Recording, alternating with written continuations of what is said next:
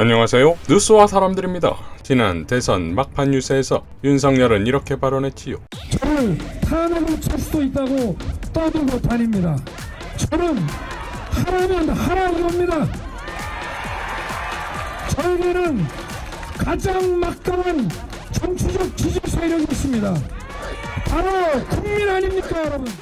자, 취임하기도 전에 청와대를 국방부로 이전하는 불법과 국가안보의 공백 상태까지 불러일으키고 있다 이겁니다. 조성은 대표는 이렇게 밝혔지요. 어떤 분의 의견을 전달합니다.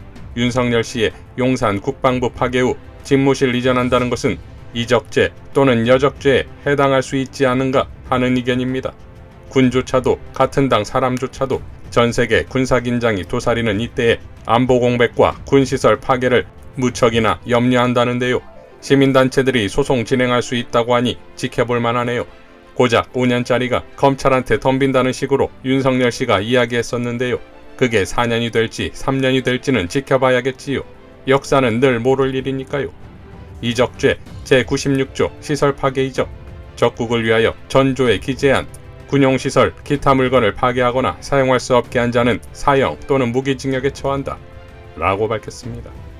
김민웅 교수는 이렇게 밝혔지요. 윤석열은 취임하기도 전에 중대한 불법을 저지르고 있다. 당선인 신분으로 국방부 청사 이전 행정명령권 발동의 권한은 없다.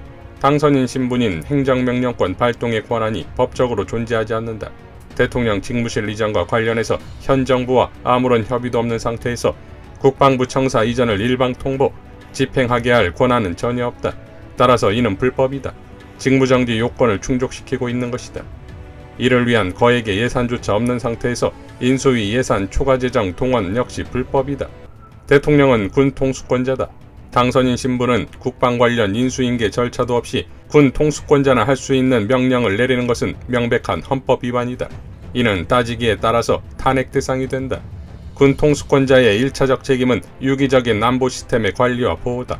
그런데 윤석열이 가장 먼저 에너지를 집중하는 것은 국민 전체의 생명이 걸려있는 안보 시스템의 교란 행위다.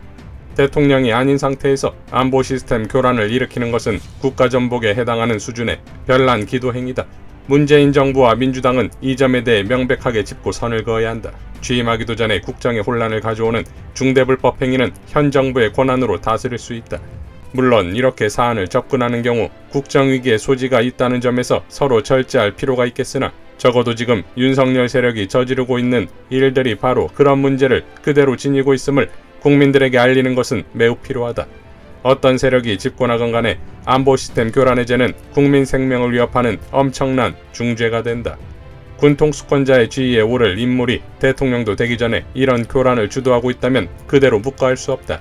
윤석열은 불법적 명령 발동과 안보 시스템 교란의 문제를 속히 해결하고 대국민 사과를 함과 동시에 굳이 직무실 이전을 하겠다면 따로 직무실 이전 위원회를 만들어 정밀한 계획과 재원, 국민적 설득과 정책적 합법성, 효능을 갖춘 뒤 하라.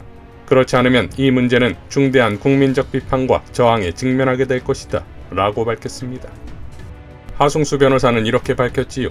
법률적 측면에서 취임 전 대통령 직무실 이전에 대해 심도 있게 검토해봤습니다. 현재 상황에서는 취임 전에 대통령 직무실을 이전하려면 예산 확보 과정에서 국가재정법을 위반할 소지가 큽니다. 새로운 사업을 위한 예산 전용은 원칙적으로 금지되어 있기 때문입니다. 만약 예비비를 사용하려면 국무회의에 심의를 거치고 문재인 대통령의 승인을 받아야 합니다. 그런데 국가안보, 시민불편, 예산 낭비 등 온갖 문제가 지적되고 있는 상황에서 문재인 대통령의 승인을 받을 수 있겠습니까? 또한 벌써부터 국방부 청사를 비우게 한다는 얘기가 있는데 만약 대통령직 인수위가 국방부 청사를 비우고 공사를 하도록 요구한다면 형법상 직권남용죄가 성립될 가능성이 높습니다. 대통령직 인수위원회는 그런 법적 권한이 없기 때문입니다. 이 경우에 민간인인 인수위원들도 형법상 공무원으로 의제되기 때문에 이들에게도 직권남용죄가 성립할 수 있습니다. 윤석열 당선인 측이 취임 전 대통령 직무실 이전을 밀어붙인다면 윤석열 정권의 시작은 대통령 직무실 이전 관련 불법행위 수사를 위한 특별검사 도입 논란으로 시작될지도 모르겠습니다. 더 진행하면 권력남용 게이트가 될 수밖에 없을 겁니다. 지금이라도 멈추고 꼭 하고 싶다면 취임 후에 검토하는 것이 답입니다. 윤석열 당선인의 무리한 직무실 이전 추진 때문에 국방부를 지키기 위해 시민들이 촛불을 들어야 하는 황당한 상황이 벌어지지 않을까 걱정됩니다. 국방부가 국민을 지켜야 하는데 국민이 국방부를 지켜야 하나요? 라고 일갈했습니다. 자, 윤석열과 국힘당은 국방부를 선제 타격하고 국민들을 지켜야 될 국방부를 오히려 국민이 국방부를 지키는 상황이 펼쳐지고 있다 이겁니다. 이런 상황이 조선일보도 영 아닌갑지요? 조선일보의 청와대와 경희궁이라는 컬럼에 이런 내용이 나옵니다. 광화문 시대를 열겠다는 윤석열 대통령 당선인이 대통령 직무실을 서울 용산 국방부 청사로 옮기려고 계획 중이라고 한다.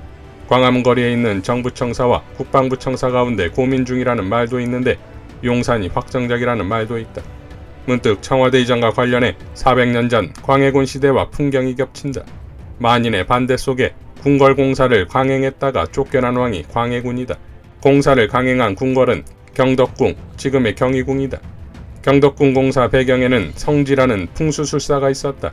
승려인 성지는 광해군에게 토목공사를 크게 일으키려는 뜻이 있음을 알고 몰래 인왕산 아래가 궁궐을 지을 만하다고 아뢰자 왕이 크게 기뻐하며 즉시 터를 잡으라고 명했다.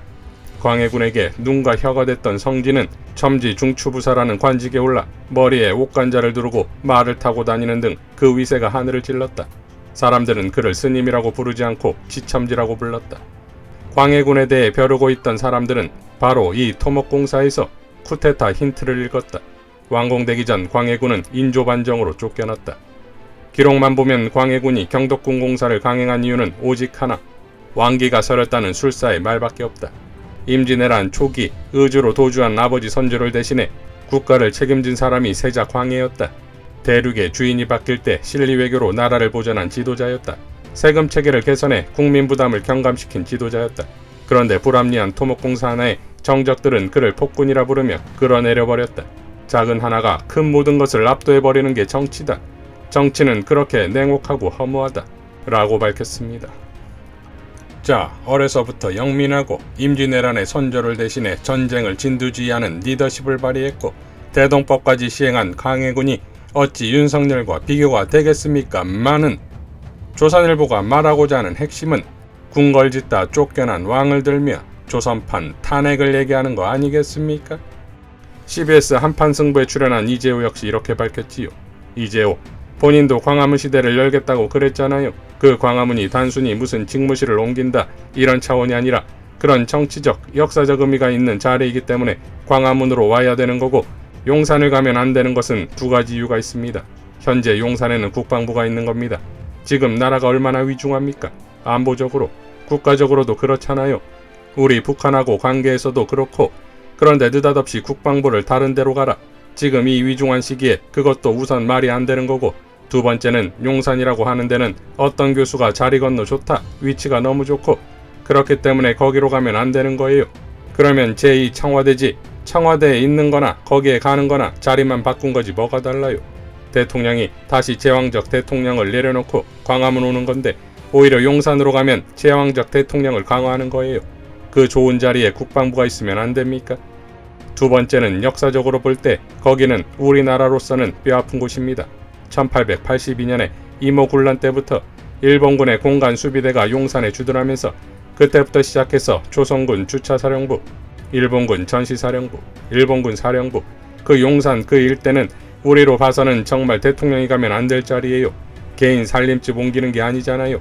내 살림집 옮기는 거야 여기 살다 마음대로 옮기는 거지만 이거는 한 나라의 대통령의 직무실을 옮기는데 그렇게 꼭 무슨 풍수질설 따라가듯이 용산이 그렇게 하면 안 된다는 말이에요. 내 말이. 누가 봐도 용산으로 간다는 것은 풍수지리설이다. 그거 믿는 거다. 이렇게밖에 해석이 안 되는 거예요. 월초까지 방금 이야기하셨지만 광화문 내내 이야기 노래해놓고서 느닷없이 무슨 용산 뜬금없이 그리로 간다는 게 말이 되는 이야기입니까? 생각해보세요. 뜬금없이 왜 광화문에서 용산으로? 생각만 해도 화가 나. 무슨 용산은 용산이야 뜬금없이. 그것도 국방부 쫓아내가 거기가 앉는다.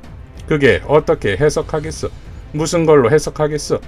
풍수지리설 위에 무슨 걸로 해석하겠어? 라고 발언했습니다. 고일석 기자는 이렇게 밝혔지요. 국방부 방빼기 미스터리. 국방부 방빼기는 처음에는 무속 관련 화제가 됐지만 점차 실현 가능성으로 논의의 주제가 옮겨가면서 전무후무한 역대급 개삽질로 귀결될 가능성이 높아 보인다. 근데 실현 가능성 여부와는 별도로 일이 진행되는 과정이 미스터리다. 당선자가 이런 결정을 내릴 권한이 있나? 김대중 대통령은 IMF 국난으로 당선 즉시 실질적인 대통령의 역할을 했지만 그런 경우가 아니라면 당선자가 인수위에서 집권 준비를 위해 공무원들 오라가라 할 권한 밖에는 없다. 대통령이 엄연히 재임하고 있는 청와대의 시스템을 무슨 권한으로 뜯어다 옮길 것이며 무슨 권한으로 정부 부처에 방 빼라 마라 지시를 하나? 국방부 장관은 뭐하는 인간이길래 네가 뭔데 방 빼라 마라 하냐고 대들지는 못할 망정 인수위 공식 관계자도 아니고 캠프 안보 특보 한마디에 혼비백산 이틀 만에 이사 준비를 하라느니 바로 지시를 내리나? 그리고 가장 중요한 예산, 이거는 누가 주나? 청와대와 국방부 예산 쓰나? 얼마가 들던 청와대와 국방부에 그럴 돈 없을걸? 그럼 기재부에서 아무 돈이나 빼다가 주나? 그러고 싶어도 못 그럴걸? 그럼 전부 외상으로 하나? 그것도 안 될걸? 결론적으로 윤뿐만 아니라 국힘이라는 집단 자체가 일이라는 걸 어떻게 하는 건지에 대한 개념 자체가 없다는 게 이거 하나로 드러난 거다. 이제 이번 찍은 국민들에게도 면피할 건수가 생겼다. 그분들도 설마 이 집단이 이 정도로 무식한 무개념 집단이라는 건 상상도 못했을 것 아닌가? 라고 일갈했습니다. 자, 국가안보를 위태롭게 가면서까지 무리수를 두는 것이 무속과 풍속이라면 앞으로의 정상적인 국정 운영은 할 수 있겠습니까? 더 웃긴 것은 이런 수준의 작자들이 수조 원을 투입해서 만든 직무실에서는 제대로 된 국정 운영을 하겠냐는 거지요. 더군다나 세계 어느 나라도 국방 수뇌부와 행정 수뇌부를 같은 장소에 두는 나라는 없는 것이며 대북 강경책을 강조하면서 타깃을 하나로 모아두는 이런 무모함이 또 있겠습니까? 김병준은 중앙과의 인터뷰에서 이렇게 발언했지요. 새 대통령은 참아달라, 양보해달라고 당부하며 국민에게 다가가야 한다. 그 비전이 설득력이 있을 때 국민은 기다려줄 것이다. 자, 비전은커녕 설득력도 없어 일주일도 안 돼 지지층들이 등을 돌리는 윤석열은 과연 2달 후에 취임덕이나마 맞이할 수 있을지 모르겠습니다.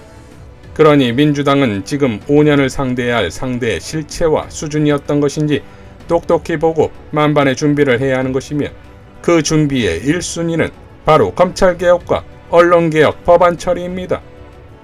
이상 뉴스와 사람들이었습니다. 시청해주셔서 감사드립니다.